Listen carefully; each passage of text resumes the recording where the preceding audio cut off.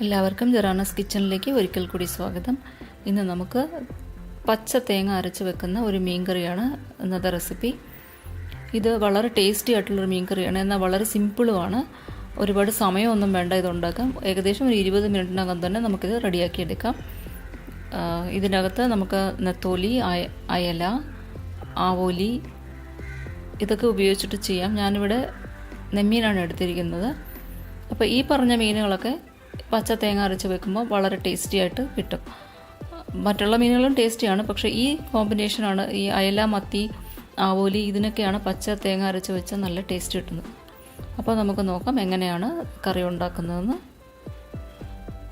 അപ്പോൾ അതിലേക്കായിട്ട് ഞാനിവിടെ ഒരു 400 ഗ്രാം നെമ്മീനാണ് എടുത്ത് വെച്ചിരിക്കുന്നത്. അത് ക്ലീൻ ചെയ്ത് ചെറിയ പീസായിട്ട് കട്ട് ചെയ്ത് വെച്ചേക്കുന്നു. പിന്നെ ഒരു നെല്ലിക്ക വലുപ്പത്തിൽ പുളി എടുത്തിട്ടുണ്ട്. വാളൻപുളിയാണ്. കുടംപുളി ഞാൻ ഇവിടെ ഈ കറിക്ക് അധികം ഉപയോഗിക്കാറില്ല. കുടംപുളിയാണ് എടുക്കുന്നതെങ്കിൽ 2 പീസ് എടുക്കണം.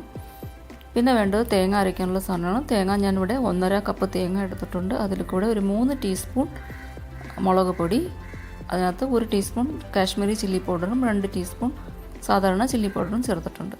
പിന്നെ 2 ഉള്ളി, 1 ടീസ്പൂൺ മഞ്ഞൾപ്പൊടി, 1/4 ടീസ്പൂൺ ഉലുവാപ്പൊടി. ഇത്രയാണ് തേങ്ങ അരയ്ക്കാനുള്ള സാധനങ്ങൾ. ഇതിപ്പോൾ അരയ്ക്കുമ്പോൾ നമ്മുടെ ഇഷ്ടം പോലെ അരയ്ക്കാം. ഇത് വേണമെങ്കിൽ ഫൈൻ പേസ്റ്റായിട്ട് അരയ്ക്കാം, അതല്ലെങ്കിൽ കുറച്ച് തരിതരിയായിട്ട് അരയ്ക്കാം. ഞാനിവിടെ ഇപ്പം കുറച്ച് തരിതരിയായിട്ടാണ് അരച്ചെടുക്കുന്നത്. ഇത് തിരുവനന്തപുരത്തൊക്കെ ഉള്ള അമ്മമാർ സാധാരണയായിട്ട് വീട്ടിൽ ഉണ്ടാക്കുന്ന ഒരു കറിയാണ്. ഒരു സിമ്പിളായിട്ടുള്ളൊരു മീൻ കറിയാണ്. ഒരുപാട് ഇൻഗ്രീഡിയൻസ് ഒന്നും ചേർക്കാതെ എന്നാൽ വളരെ ടേസ്റ്റി ആയിട്ടുള്ളൊരു മീൻ കറിയാണിത്. പിന്നെ വേണ്ടത് 2 മീഡിയം സൈസ് തക്കാളിയാണ് ഞാൻ എടുത്തിരിക്കുന്നത്. ഇത് നീളത്തിൽ മുറിച്ച് കറിയിലിട്ട് കൊടുക്കണം. പിന്നെ പച്ചമുളക് അല്ലെങ്കിൽ കാന്താരിമുളക്, കാന്താരിമുളക് ഉള്ളതുകൊണ്ട് എടുത്തുന്നേ ഉള്ളൂ.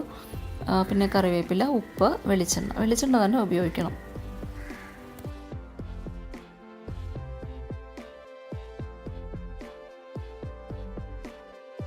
അപ്പം ഞാൻ അതിലേക്കായിട്ട് ഒരു ചട്ടി ചൂടാക്കി വെച്ചിട്ടുണ്ട്. അതിലേക്ക് നമ്മൾ അരച്ച് വെച്ചിരിക്കുന്ന തേങ്ങ അരപ്പ് അതിനകത്ത് ഇട്ട് കൊടുക്കാം. എന്നിട്ട് നന്നായിട്ടൊന്ന് തിളയ്ക്കാൻ അനുവദിക്കണം.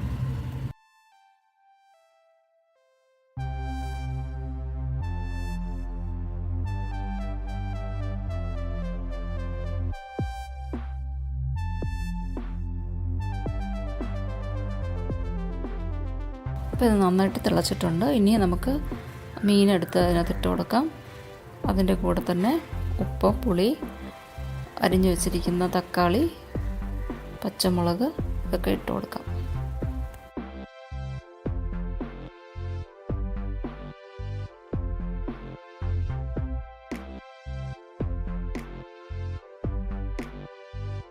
ഇനി ഒരു 10 മിനിറ്റ് നേരത്തേക്ക് ഒരു ലോ ഫ്ലെയിമിൽ ഇത് അടച്ചു വെച്ച് വേവിക്കണം. തക്കാളി എല്ലാം വെന്ത് അതിനകത്ത് ചേർന്ന് പിടിക്കണം. അതിന് വേണ്ടിയിട്ടാണ് മീനിലെല്ലാം ഉപ്പും പുളിയൊക്കെ പിടിക്കാൻ വേണ്ടിയിട്ട് ഒരു 10 മിനിറ്റ് സ്ലോ ഫ്ലെയിമിലിട്ട് വെക്കാം.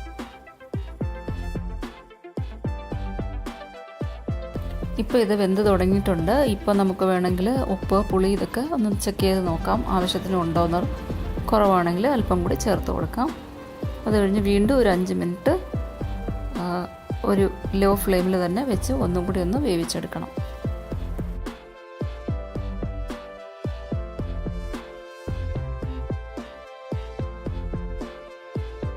ഇനി കറിയിലേക്ക് കടുക് വറുത്തിട്ട് കൊടുക്കാം. അതിനുവേണ്ടി ഞാനിവിടെ 1 ടേബിൾ സ്പൂൺ വെളിച്ചെണ്ണ ഒഴിച്ചിട്ടുണ്ട്. അത് ചൂടായതിന് ശേഷം നമുക്കതിൽ ചുവന്നുള്ളി അരിഞ്ഞത് ചേർത്ത് കൊടുക്കാം. ചുവന്നുള്ളി നന്നായിട്ട് മൂത്തതിന് ശേഷം മാത്രമേ കടുകിട്ട് കൊടുക്കാവൂ. കാരണം ഉള്ളിയുടെ അകത്തുനിന്നുള്ള വെള്ളം ഈ എണ്ണയിൽ ഉണ്ടാവും. അത് കാരണം അതിനു മുമ്പ് കടുകിട്ട് കൊടുത്താൽ കടുക് പൊട്ടാൻ താമസിക്കും. അപ്പോൾ ഉള്ളി ഒന്ന് മൂത്തതിന് ശേഷം മാത്രമേ ഉള്ളി ഒന്ന് ചുമന്ന് വരണം. അതിന് ശേഷം മാത്രമേ കടുകിട്ട് കൊടുക്കാവൂ. അത് കഴിഞ്ഞ് വറ്റൽമുളകും കറിവേപ്പിലയും ഒക്കെ ഇട്ട് നമുക്കതൊന്ന് കടുക് വറുത്തെടുക്കാം. അപ്പോൾ ലാസ്റ്റ് ഇതിനകത്ത് ഒരു 1/4 ടീസ്പൂൺ ചുമന്ന മുളകും കൂടെ ഇട്ട് കൊടുത്താൽ കറിക്ക് ഒരു കളർ കൂടെ കിട്ടും. അപ്പോൾ അങ്ങനെ ചെയ്യുക.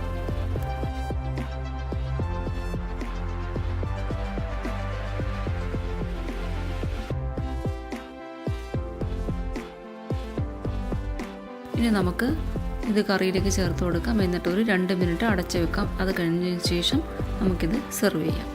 അപ്പോൾ ഈ റെസിപ്പി എല്ലാവർക്കും ഇഷ്ടപ്പെട്ട് കാണുമെന്ന് വിചാരിക്കുന്നു. അപ്പോൾ ഇനിയും നല്ല നല്ല റെസിപ്പിയായിട്ട് നമുക്ക് കാണാം. എൻ്റെ ചാനൽ സബ്സ്ക്രൈബ് ചെയ്യാനും ആദ്യമായിട്ട് കാണുന്നവർ സബ്സ്ക്രൈബ് ചെയ്യാനും വീഡിയോസ് ഷെയർ ചെയ്യാനും മറക്കരുത്. ജറാനാസ് കിച്ചൺ എന്ന് പറഞ്ഞ ഫേസ്ബുക്ക് പേജും ലൈക്ക് ചെയ്യണം. So thank you. See you again in the next video. Bye bye.